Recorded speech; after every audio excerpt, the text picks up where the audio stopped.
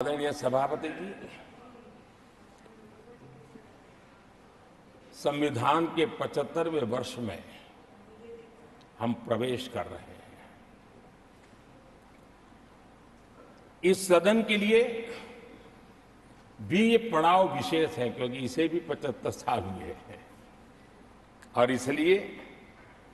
एक सुभग संयोग है। आदरणीय सभापति जी, मेरे जैसे बहुत लोग हैं इस देश के सार्वजनिक जीवन में जिनके परिवार में कोई गांव का सरपंच भी नहीं रहा है, गांव का प्रधान भी नहीं रहा है, राजनीति से कोई सरोकार नहीं रहा है, लेकिन आज अनेक महत्वपूर्ण पदों पर पहुंच करके देश की सेवा कर रहे हैं। और उसका कारण बाबा साहब आम्बेडकर ने जो संविधान दिया है उसने हम जैसे लोगों को अवसर दिया है। और मेरे जैसे अनेक लोग हैं जिनको बाबा साहब आम्बेडकर द्वारा दिए गए संविधान के कारण यहां तक आने का अवसर मिला है और जनता जनार्दन ने उस पर मोहर लगाई, तीसरी बार आने का मौका मिल गया।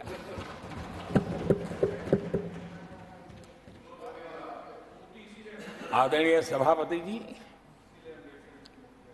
संविधान हमारे लिए ये कोई आर्टिकल्स का कंपाइलेशन मात्र नहीं है, हमारे लिए उसका स्पिरिट भी और उसके शब्द भी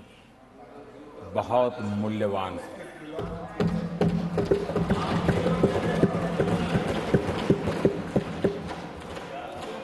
और हमारा मानना है कि किसी भी सरकार के लिए, किसी भी सरकार के नीति निर्धारण में, कार्यकलापों में हमारा संविधान लाइट हाउस का काम करता है, दिशा दर्शक का काम करता है,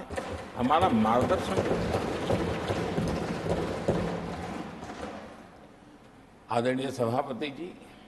मुझे याद है मैंने जब लोकसभा में हमारी सरकार की तरफ से कहा गया कि हम 26 नवंबर को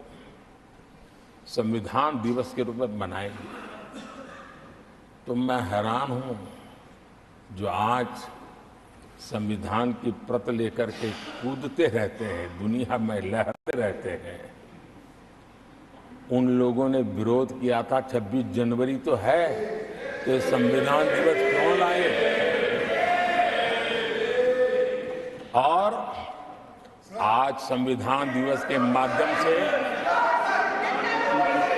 आज संविधान दिवस के माध्यम से देश के स्कूल कॉलेजों में संविधान की भावना को, संविधान की रचना में क्या भूमिका रही है, देश के गणमान्य महापुरुषों ने संविधान के निर्माण में किन कारणों से कुछ चीजों को छोड़ने का निर्णय किया, किन कारणों से कुछ चीजों का स्वीकार करने का निर्णय किया, इसके विषय में हमारे स्कूल कॉलेज में विस्तार से चर्चा हो, निबंध स्पर्धाएं हो, चर्चा सभाएं हो, एक व्यापक रूप से संविधान के प्रति आस्था का भाव जगे और संविधान के प्रति समझ विकसित हो। देशवासियों के लिए आने वाला पूरा कालखंड संविधान हमारी सबसे बड़ी प्रेरणा रहे, इसके लिए हम कोशिश करते रहे हैं। और अब जब 75 वर्ष में प्रवेश कर रहे हैं तो हमने इसे एक जन उत्सव के रूप में राष्ट्रव्यापी उत्सव मनाने का तय किया और इसे देश के कोने कोने में